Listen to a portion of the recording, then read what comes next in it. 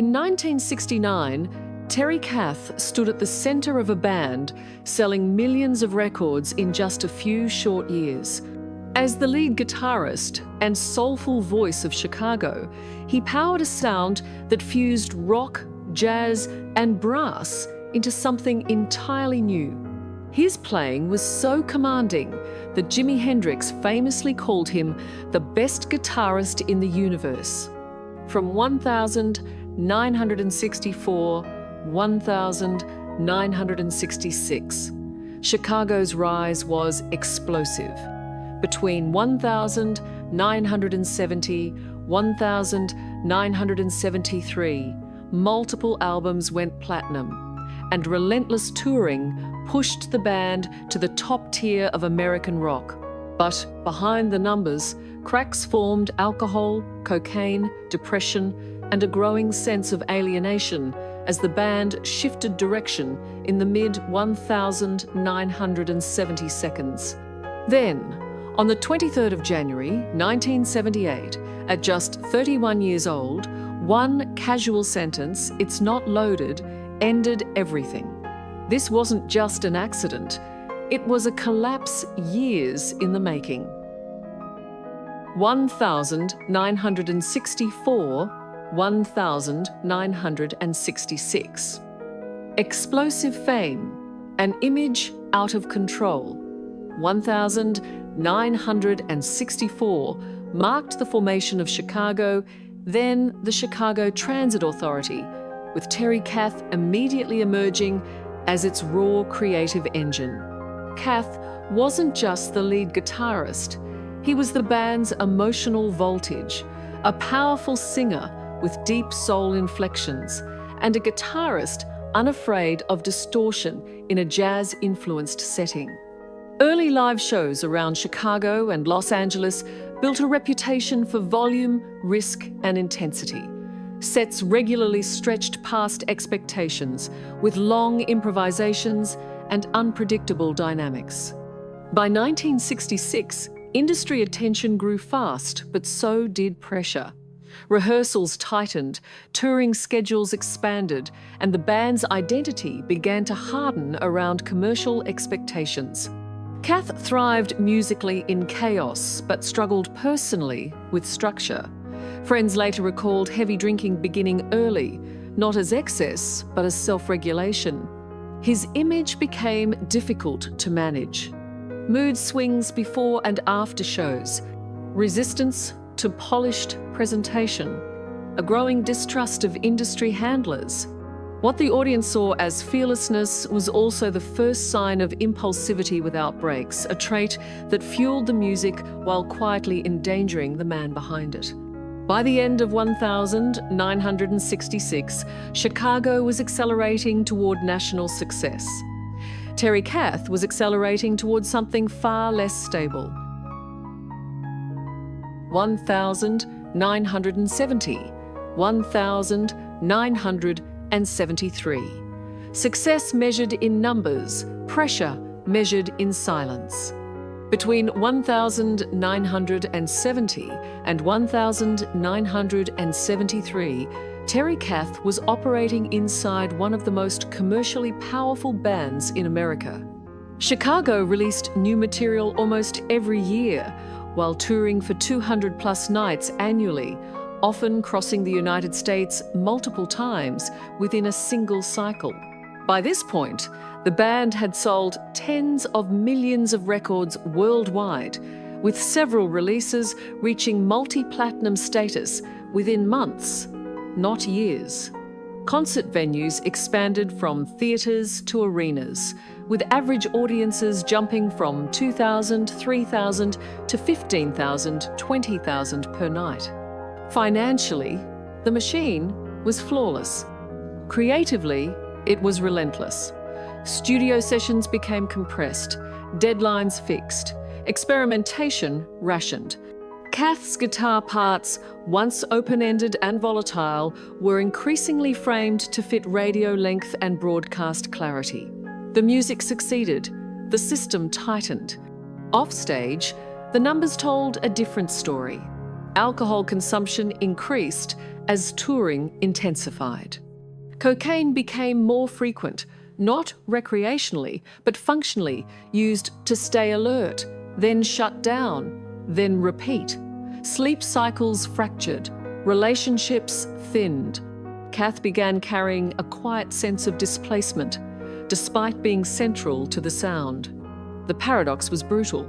The higher the chart positions climbed, the smaller his personal space became. Applause grew louder, control grew firmer. By 1973, Chicago was bigger than ever. Terry Kath was still inside it, but no longer steering it. 1,974, 1,977, still on stage, no longer in control. By 1974, Terry Kath was still standing on arena stages, but the centre of gravity had shifted. Chicago remained a commercial force, selling millions of units per release and maintaining a touring schedule that hovered around 150, 180 shows a year. The revenue stayed high. The machinery stayed efficient. The spotlight, however, moved elsewhere. Creative decisions became increasingly centralised. Song structures shortened.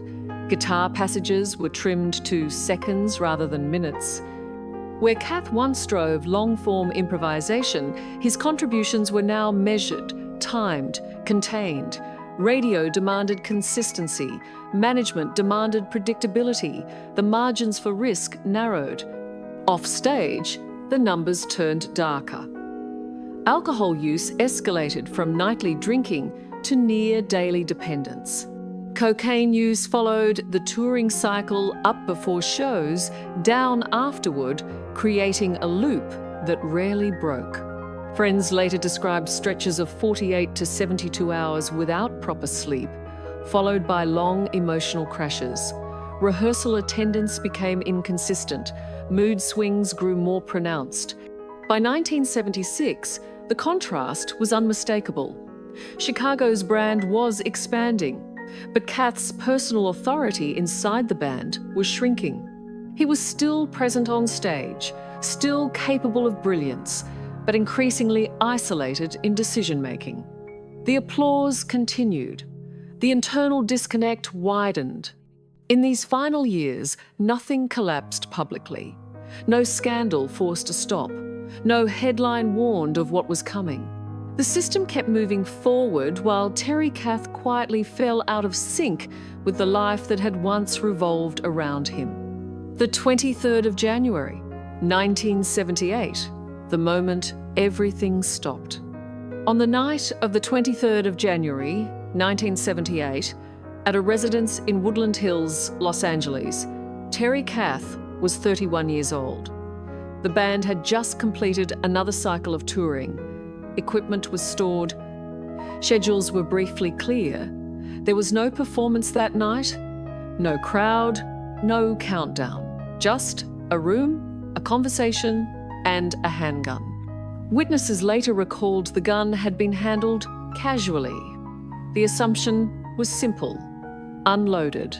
Seconds mattered.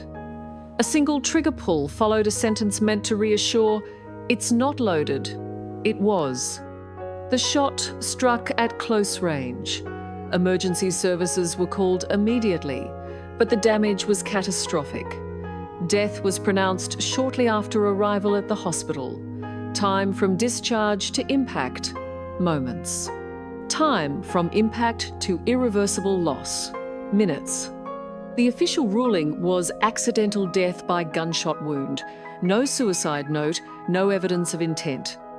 Yet the data around the moment told a larger story. Alcohol was present, fatigue was chronic. Judgment had been impaired by years of chemical dependence and emotional erosion. This was not a random anomaly. It was the final point on a long downward curve. The aftermath was immediate and absolute. Chicago cancelled activities. Recording plans froze. A founding member was gone without warning. No farewell tour, no final statement. Just a sudden absence where a central force had always stood. The night ended quietly. History did not. One careless second closed a career built over 14 relentless years and exposed how fragile the line between survival and collapse had already become. After 1978, the band continued, the core did not. After 1978, Chicago moved forward out of necessity. Tours resumed, records were released, commercial momentum returned within a few years. But the internal balance never fully recovered. Terry Kath had been more than a guitarist. He was the band's risk factor, its raw edge. Without him, the sound became safer, more controlled, more radio-oriented. Sales remained strong, but the early experimental identity faded. The numbers still worked. The spirit that created them did not. Legacy, silence, and the question that remains. Decades later, Terry Kath is remembered less by charts than by those who listen closely. His death was labelled an accident. His legacy was not. The question remains, did Terry Kath disappear too early, or was he already being erased while still alive?